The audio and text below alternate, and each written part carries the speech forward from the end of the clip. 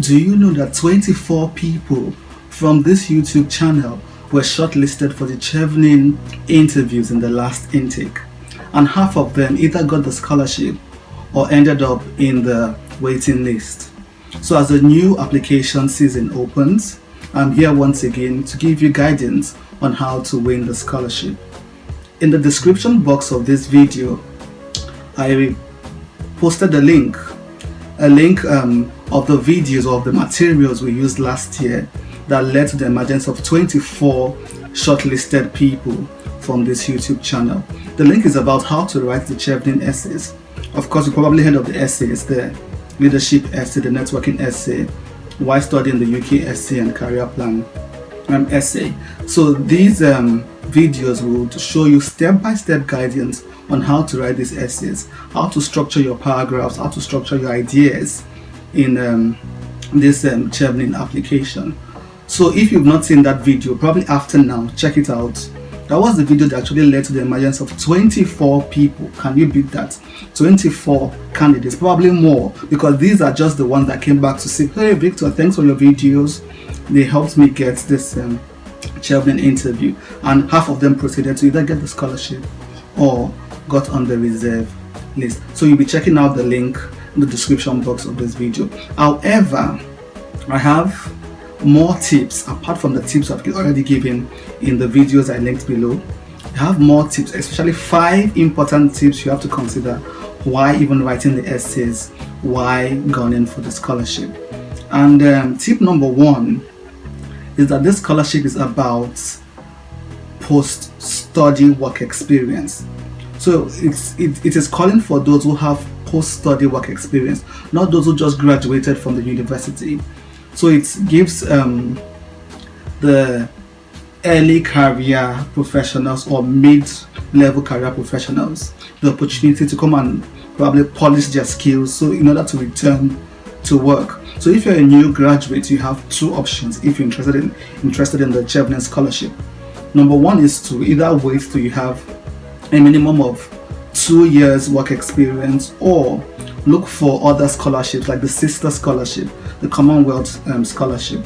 That is another scholarship sponsored by the UK government for 1 year fully funded masters in the UK, and it doesn't require this 2 years work experience we talked about. Or you could check some other things as well, some other countries and some other scholarships, and that's exactly what this YouTube channel is all about, bombarding you with several fully funded opportunities, not only in the UK but around the world. So if you've not subscribed already, this is a good time to do that, because that is our business here, equipping you with opportunities and skills you need to get fully funded scholarships around the world. So point number 1, try to get a minimum of 2 years post-study work experience. Post-study means after graduation. So even if you get through the first stage of the Chevening selection process, if you get through the essays, during the interview they would know if you don't have enough work experience. They would find out, and then you might just be screened out.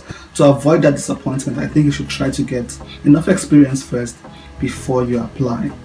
And point number 2 is about grades. For Chevening, they don't need you to be Einstein, the best in the class, not necessarily. They just want you to get good enough grades to get admission into the UK. So they accept first class, they accept the 2-1 or even the 2-2. So far you can find a university in the UK, at least one, that would give you an unconditional admission. What does this mean? Well, usually Chevening will tell you to, when filling the Chevening form and even in the essays, to mention 3 courses that you're interested in, and probably rank them as well and justify why you're interested in them. This info about the courses, how to select the course, it's in one of those videos I talked about earlier.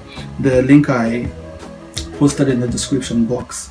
So Chevening would invite you to choose 3 courses, and then if you have a 2-2, for instance, there's certainly 1 or 2 universities here in the UK, maybe not the top 10, maybe not Oxbridge or Warwick or LSE or Imperial, but there are a number of other universities somewhere in the UK that might just accept your 2-2.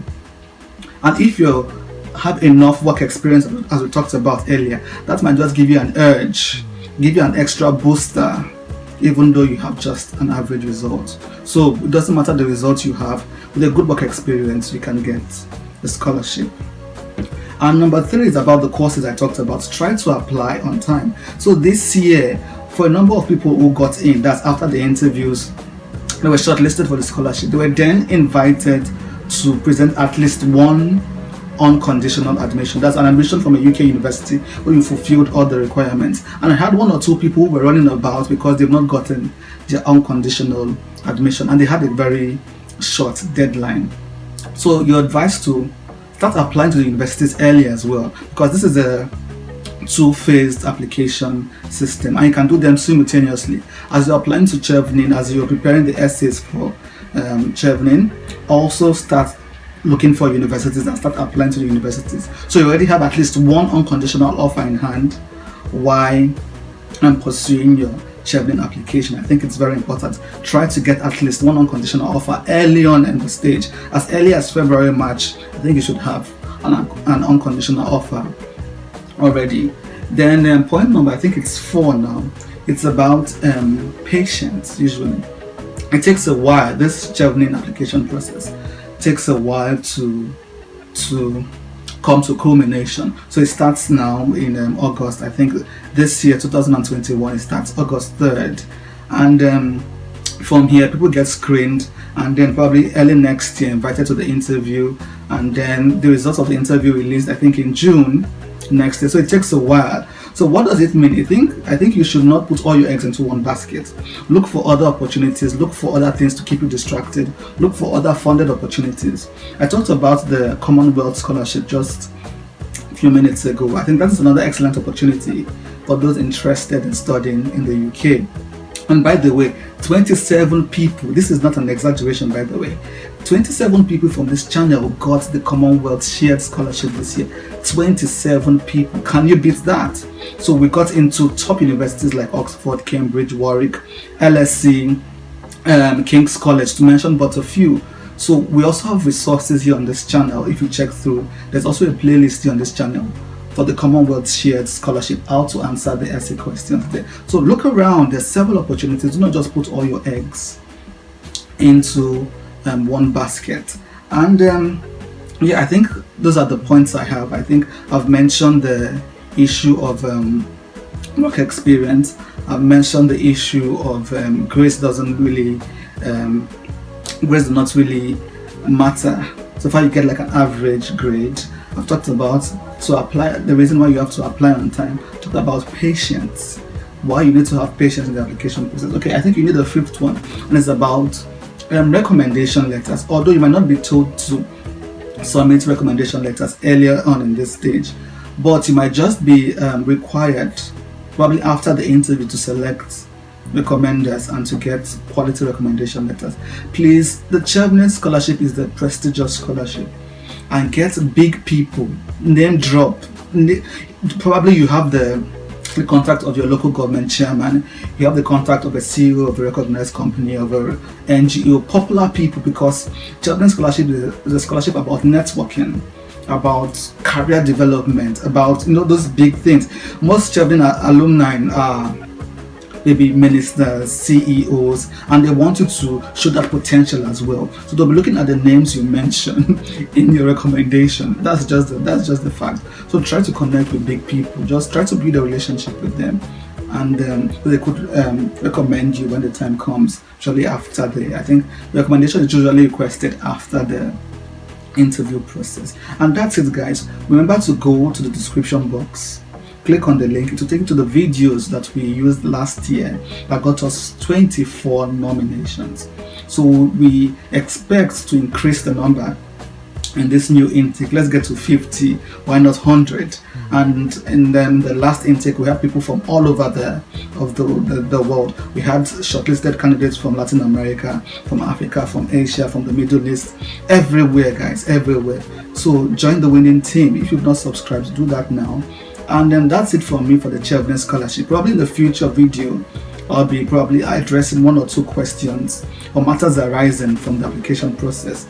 And I want to also keep an eye on this channel for that already, because the Chevening application process takes a while. I think it begins from now until I think November, so that's a long period of time. I might just do one other video to keep you informed about the application process. And until next time, guys, I hope you've subscribed already. Have you done so?